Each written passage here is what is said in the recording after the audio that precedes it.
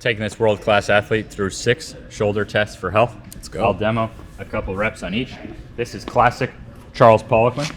So we have the foot up on the bench, the dumbbell on the knee. I have my hand back here for balance. And now I'm just right between the 2 thighs. So I'm not twisting there or there, right here. And now I'm controlling down. And now can I get the weight up without opening my knee out? So I'm gonna stand right here so you can't open the knee out. Okay. And then controlling it back down.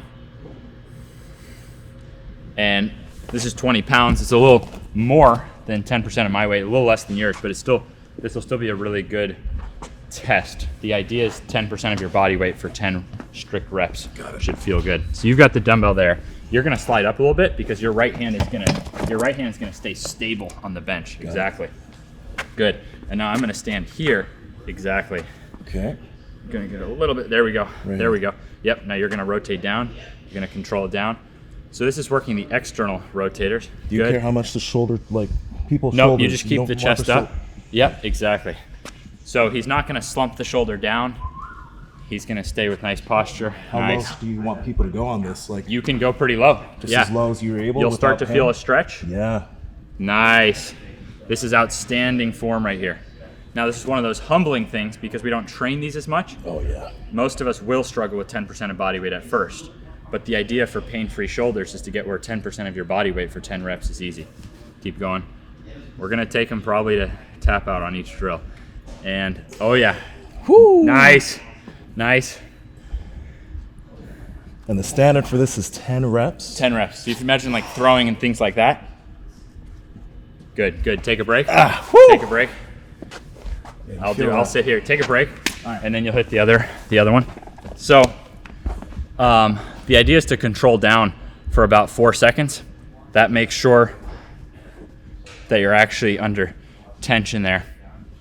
So I think 5-6 reps took Nsima to tap out. Now, I'm a basketball player. I'm just training to be freakishly bulletproof and athletic.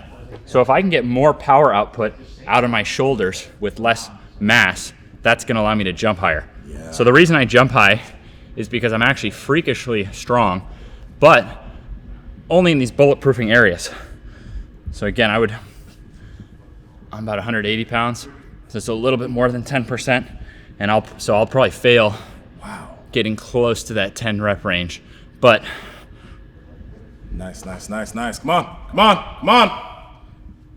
there we go. There we go. Around 8 reps. So you can see I'm right around that, right around 10% for 10. If I were to go like 18 pounds, probably could have eked out another one. You also might find an imbalance between arms. Yeah. So you may find the right arm easier now. This is a really cool drill. And if you go slow, yep. And then if you 4-4? No, you can go up as fast as you want, but without, like, come get the angle from here. Nice. So as long as you control down, but watch the knee right here. Watch right from here. Very nice. He's doing phenomenal form. Most people will fly the knee out this way in order to get the weight up. You see that? Yeah. So you're doing a great job. And you're trying, yeah, your goal is to take your external rotators to failure. That's what you're trying to do in your mind. Nice. Whew. Charles Poliquin called this exercise and the rotator cuff the trick That's good. for winning close combat fighting. So when you're in close combat, you can't even necessarily use your whole chin-ups and press. And so he actually found that was a way that he could give fighters an advantage. Because in fighting, it's by body weight. So he found that if he could have the fighter with stronger grip and stronger external rotators, they would have a better chance of being able to beat the guy up at the same weight. For an individual who doesn't have the greatest shoulder mobility, would they make any adjustments? Because like some people can't get all the way down there. You just go, for everyone it'll stop at a certain point, right? So for someone it might stop around there. Yeah. Yours was very good. Your shoulder mobility was very good, but you're still just letting it. So if you think about how much stretch is on it, if you go there, it's not actually more stretch. Yeah. So you're just keeping good posture, letting it stretch, and then coming back up. Nice. But if we're gonna train that, we have to train the other end of the range. So like when we talk about the knees, when we talk about backward sledding, that's short range, but then we also train the long range. Yeah. So this is a different position than this. But with the external rotator, up here there's no weight. Yeah. The weight's here. But now what's here? No weight. So here there's no weight. I need 30 pounds. This one we aim, because cable's a little easier.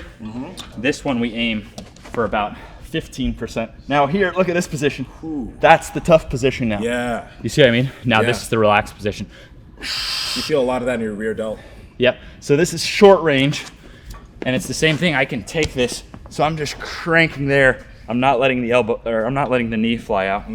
So I can take this to failure. I can go lighter on it. But now we're working with the dumbbell, we're working the long range with the cable. So try this bad boy. What I find so crazy is I'm 60 pounds heavier than you, but you're stronger than me with this. Like maybe substantially so.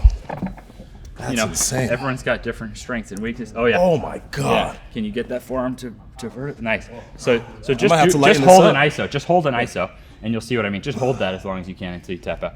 So you see, this is a different position of strength than when we worked with the dumbbell, where the dumbbell, there was no tension here. So when we train the short and long range of a muscle, we can get more gains than if we skip an area. Yeah. Golly. Yeah, that's really good. But this feels amazing on the rotator. Woo. So if you go into fights knowing I am stronger than you at cable and external, if you go fighting someone of the same size, but you are stronger on cable and dumbbell external rotator, there's just one area you can get an advantage. Yeah.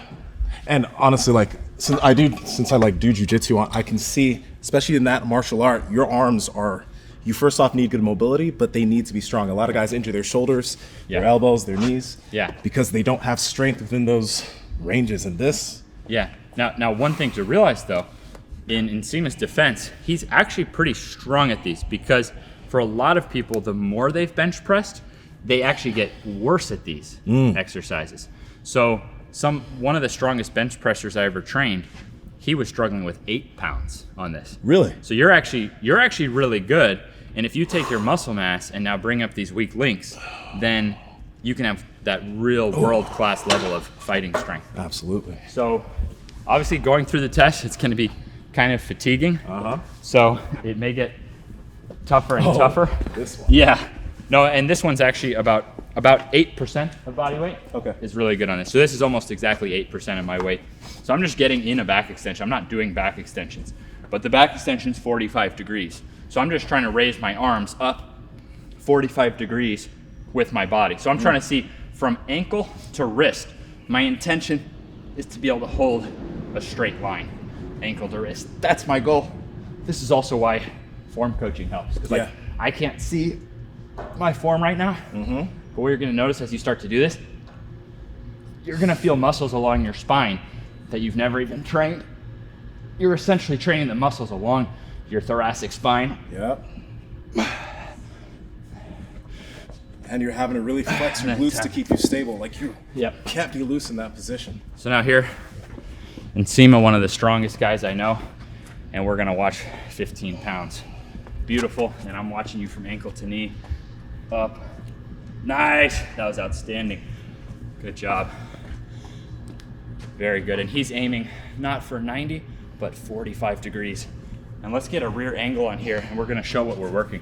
It's called a trap 3 raise.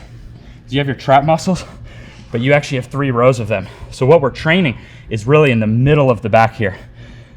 And for the shoulder, when the middle of the back is weaker, we end up having more stress down. So this is helping him not only get more athletic again. This helps me jump higher. This is one of my favorite exercises for jumping higher in the upper body. Yeah. Takes it like pretty much to tap out, right? Yeah. With 15 pounds each hand. Now, some people will say, I have the strength, I don't have the mobility. And that's normal and that's okay. And if you take a dumbbell and you go to the edge of a bench and you get in this position, notice I'm stretching the exact opposite. So in my program, we actually do this before each set of this. So we stretch in this direction, then we do this. Now what I don't force anyone to do, but which I like to do, I don't do that version. I do this version, and there's no pressure on you to do this version. I drop my hips low, and then I'm letting this. Do you care about your head position if it's up or down on the bench? don't really care. Don't care? I think up, because I'm not trying to like cheat the weight back like this. Ah, a lot of people do that. So by sitting the glutes down, so having the glutes down, now this is 25% of my weight. Yeah. So why don't you try the first one with the dumbbell? Oh, yeah. Okay. Just to feel that, because I think it's actually a phenomenal exercise. And I'll move it from here, because the farther the knees are, the more stretch it is on this one. Yep. Good. And you let that come back. This is outstanding right here. So look at this position. Most people will be even like tighter than that. So he's got excellent mobility, and he did phenomenal at that trap 3 raise test. He's got killer strength along the spine. So for a lot of people struggling with the lower back, well, we know that the tighter the mid back, the more chance you have of back pain, of shoulder pain, of neck pain. So if you think about that thoracic spine, if you can't extend, all of a sudden your neck, your shoulder, your lower back are compromised from what's natural. So people to pulse in this, or just hold and you get definitely as deep could. as you can. Definitely could. Pretty much any stretch I get people into, That's the great. progression would almost be from holding to pulsing to lifting, like the pullover. I don't know if you want to try the pullover. I love pullovers. But again, there's no certain things I believe are essential. Certain things I believe are if you want to be a freak. So I would say pullovers if you want to be a freak. And for everyone, they should find what's comfortable for them. The main thing I think is dropping the hip. There you go. There you go. Nice. And then if you notice, I was trying to keep my arms straighter and straight. Yeah, because straighters can be more load. See what I mean? Yeah. This is outstanding. Now he's getting extra pec development. Nice. Definitely. People should definitely Amazing. watch their tempo at this. Yeah. You do this. Yeah, it wasn't fast. swinging. Yep. Control it. Yep. It's an amazing movement. Yeah, so putting these together, you're now mobile and strong through there. So that's the 4th zone. And now we'll go to the 5th and 6th zones. 5th zone is an exercise I love, but with a tweak that I like better from Nsima, which is to use a strap like this, so that when you go into your face pull, it's now very natural. Your wrists are not having to do a bunch of stuff. And you'll notice I have a measurement. Look at my hands right now. Can I get my hands behind my own shoulders? So I could try to cheat. Oh, if you said like hands to face, I could. You see what I mean? So this, now I can't cheat. And you can find what feels good for you, what's comfortable for you. And I'm not saying what weight you have to do, but I've always found that this is half my body weight on here. I've always found that if you can do half body weight, that's a good measurable. But why don't we put it to like 60, and you can give like a little form breakdown. So the cool reason why I don't like to grab is because when I feel like when I'm grabbing, going like this, I feel way less of my rear delt actually working. I feel a lot of my forearm and even bicep. So a lot of people, to cheat this, they'll load up a lot of weight and like they'll grab here and pull, right? But now there's no engagement. Not it's nearly the load as on the muscle. If you just cheat it, but you don't feel the engagement there. Yeah. And I feel, look, if you want to have a more protected shoulder, be stronger like this. Yeah. Be stronger in the opposite. So this is a winner at whatever weight feels good, whatever form feels good, and this is the best form I've found is keeping the hand open. Yeah. Credit to Nsima. This is the shake strap, the tricep shake strap. Yep. Incredible. Look at that upper back. Amazing. And he's able to get his hand. He's actually able to get it way behind. But I'm just saying this gives you a measurement that you would know there's some dysfunction there if you can't get the hand behind your own shoulder with load. That means when you push and things of that nature, your shoulders can be taking way more of a beating than it should. These are the decelerators. Nice, very nice. Whew. Now we'll hit the last one for this video. And this is a tweak on pressing. And for this, I'm gonna use about 1/3 of my weight in each hand. And you're thinking like your dumbbell incline press. But as I go down, I'm angling them. So now I can go full range of motion there.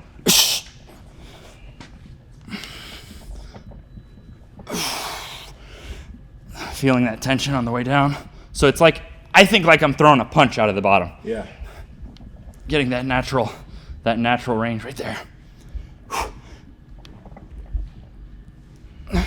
Nice.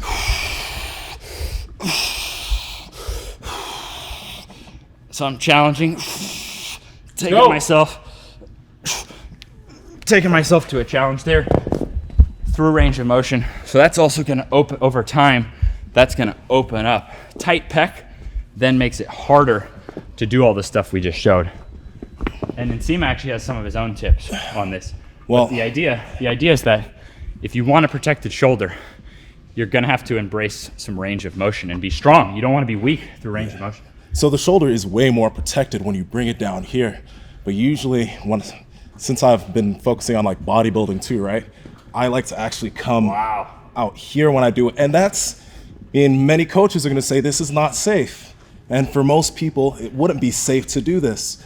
But as you figure out how far you can take your range, you can then just push and see how far can I take this, and how much of a stretch can I get through my pec. That's why I like going like that when I press. Just got to be careful. You got to do it slow so that you don't injure yourself. Yeah. So we got start basic. My mom does the press the way I showed, and she holds like 10, 15 pounds each hand. So everyone can do that press and can build up more resilient shoulders. And as Nsima showed you, there are levels to this depending on what your goals are. And guys like Tom Platz have used more extreme ranges of motion for more extreme bulletproofing, actually. Tom's in his 60s and still gets down and teaches squat courses in his 60s. So there's a difference between rushing into something. So I haven't tried that version, but I'm a huge believer in having essential basics of addressing range of motion rather than running from them, putting in the work over time that builds up the protection, and being super strong in the muscles that decelerate, which is why I've done so much backward and why I'm very strong, at least relatively to other people, in all the, if you look at a throw, trap 3 raise that we did, external rotation, face pull. So if you take the motion that hurts and you get stronger in reverse, you're putting physics in your favor, less stress into the joint that you can't handle. And then we did show you the press, and we did show you, so that would help open up the pec there. And we also showed you the pullover / butcher's block stretch. So hopefully you got some good tips out of this. One thing you mentioned, how the person that bench pressed the most that you worked with on this was weak on that.